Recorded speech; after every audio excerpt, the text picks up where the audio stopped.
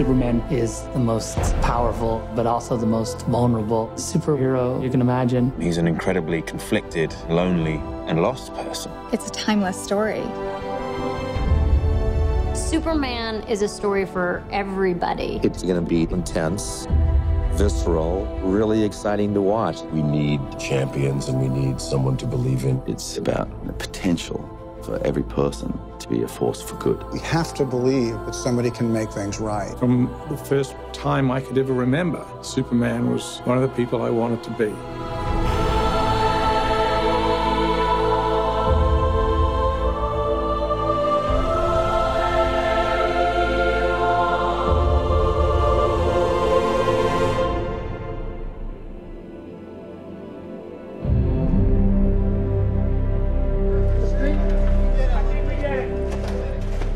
Chris Nolan was working with David Goyer on the story for The Dark Knight Rises. David started talking to him about this idea that he had about reimagining Superman.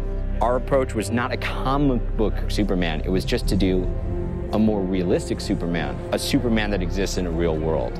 One more, just like that, right. I remember I said to Zach, I don't know how you do this. I don't know how you take this character and modernize him and make him cool to a modern audience. And they pitched their ideas, and we were like, wow, they figured it out. What Chris and David did was, let's let the audience participate in the experience of being Superman without breaking the things that make him Superman. They were able to sort of make him relatable, ground him, and make him feel real. Not bad. The holy grail of the rehearsal is still out there. Working with Zach is great. His energy is always up. As much as the hours are extremely long, Zach keeps stuff interesting. Zach is very detail-oriented. He never misses anything. He just has a really strong idea of the story, and he has a really strong idea of character. Zach knows exactly what he's looking for, and he knows when he has it, and that gives you a certain amount of confidence. You'll turn, and then you just press on. One really interesting thing with Zach, he's probably chosen the hardest possible way by making it, for the most part, a single camera. You don't work on movies of this scale with a single camera. Even though we're walking around and making shots, the frame is always being analyzed and refined as we go. Boom, they come off. He wanted to give the film this feeling that even though we're dealing with a superhero, this could be going on, or maybe it could happen tomorrow. We tried to land Superman in America. It was really important to ground him in a reality that we can understand. This story is a very realistic mirror. It's a 2012, 2013 world. We wanted to have real places. We didn't want Superman to crash into a fictitious location. We wanted everything to feel as real as possible. There are ways into the story through that contemporary world. There's a real connection for the audience to understand this is our contemporary condition. The most minute little detail all the way to the biggest, broadest concept, all of it gets the same attention. It really makes the movie deeper and more interesting on every level.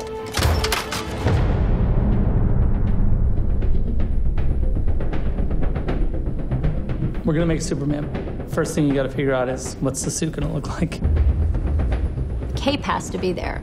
If you look at the suit without the cape, you realize it's not Superman. But you know what? I think the underwear outside the pants is something that maybe can go. The reason why his underwear is on the outside of his pants, it's a leftover from Victorian era strongman. I probably looked at hundreds of versions with underwear. It fell by the boards because I couldn't make it consistent with the world that we were creating. It was really important for Zach for the suit to make sense. So it's not like, where did the suit come from? Did he hand make it? Did his mom make it? We had to create a world where that kind of outfit was commonplace and make that feel natural. It's kind of like chainmail to the knights of medieval times. When we go to Krypton, you can see the council members, the soldiers, they all have the same skin suit. Sometimes you'd see it with a cape, or sometimes armor would go on top of it. It's a really high-tech kind of fabric, which I think is a nice departure from the spandex. What's the S stand for? It's not an S. In my world, it means hope. Well, here it's an S. The Superman S is said to be the second most recognizable symbol on the planet other than the Christian cross. The fact that the S in a shield exists on the chest of a superhero from another planet is a huge design problem. So if the S glyph is related to Superman and the House of El, we see it on Jor-El and we see it on Lara as well. When you look at the council costumes, they all have their glyphs, their shield. We looked a lot at medieval heraldry and symbols of dynasties and guilds and things, so we created our own version of that. You have to go and find the why of it. You know, it's like an illuminated text. There's a reason why those monks have been redrawing that same thing for 1,000 years. It's got a very alien feel to it, while being recognizable as a suit that we know and love. It's that fine line of reinventing him, but still seeing him in there.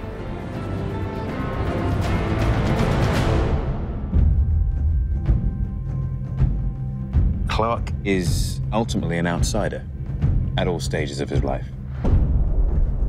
You see him have all these odd jobs.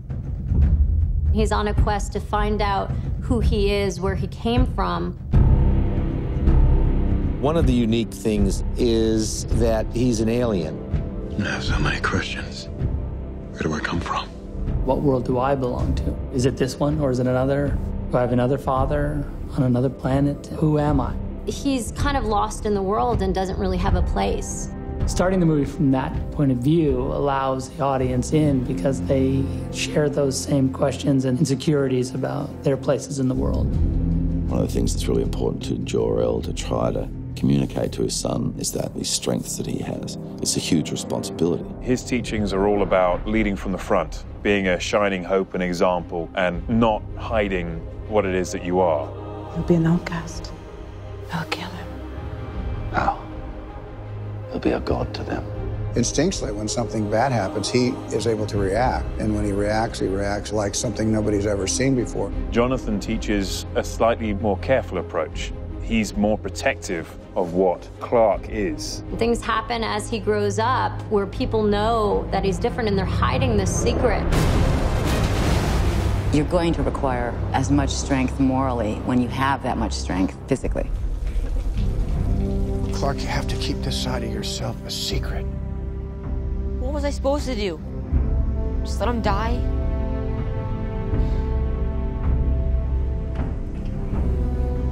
Maybe. We have this character that has all these incredible powers. Everybody wants to fly.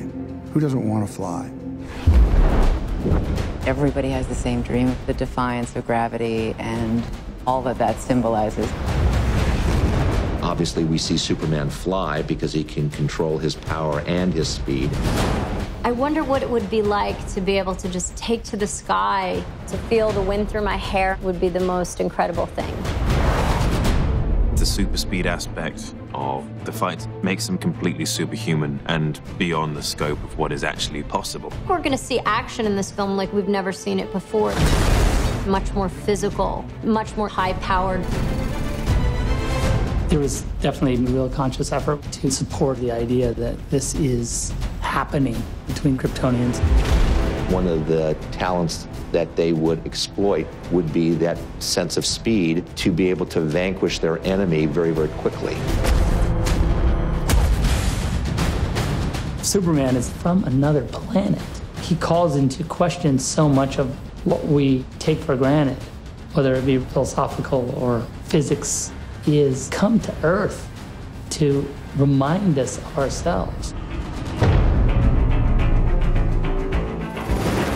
Miss Lane, not a fan of the Daily Planet, but those pieces you wrote when you were embedded with the First Division were pretty impressive.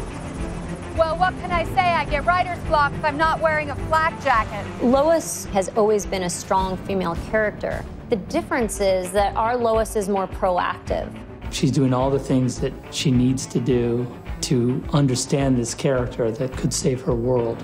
How do you find someone who has spent a lifetime covering his tracks? He hasn't quite factored in the idea of being the savior of the world until Zod turns up.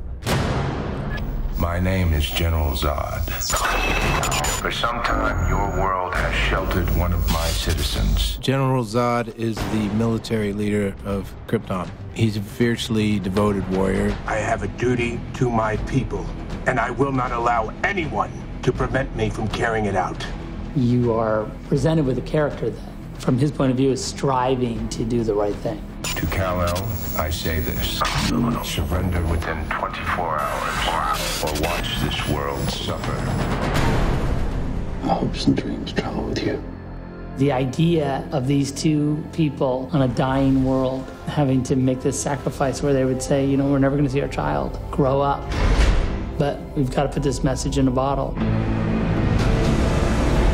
Clark gets his DNA from another galaxy, but he gets his character from Jonathan and Martha.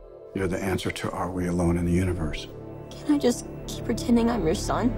You are my son. Kevin plays the part with such tenderness and empathy and understanding. What do you do when you have an offspring that's this powerful to instill a sense of right and wrong? Well, look at you!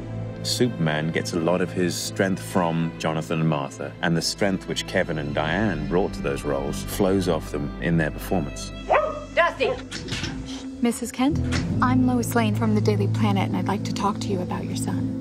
The protectiveness that she had. As a mother myself, that's something that I look to instill in my daughter.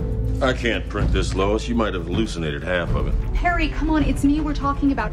Perry White used to be an investigative reporter, and there's still some of that in him, but he has the responsibility of keeping people within the boundaries of good taste, let's say. Lawrence just made it so easy to fall into that sort of contentious relationship with me. I told you not to run with this. There's a humanity that goes through every character in this piece, whether it's Pa Kent, Jor-El, Lois, Perry White, or Zod for that matter. The actors are amazing, the director's amazing. I feel very, very lucky to be a part of this.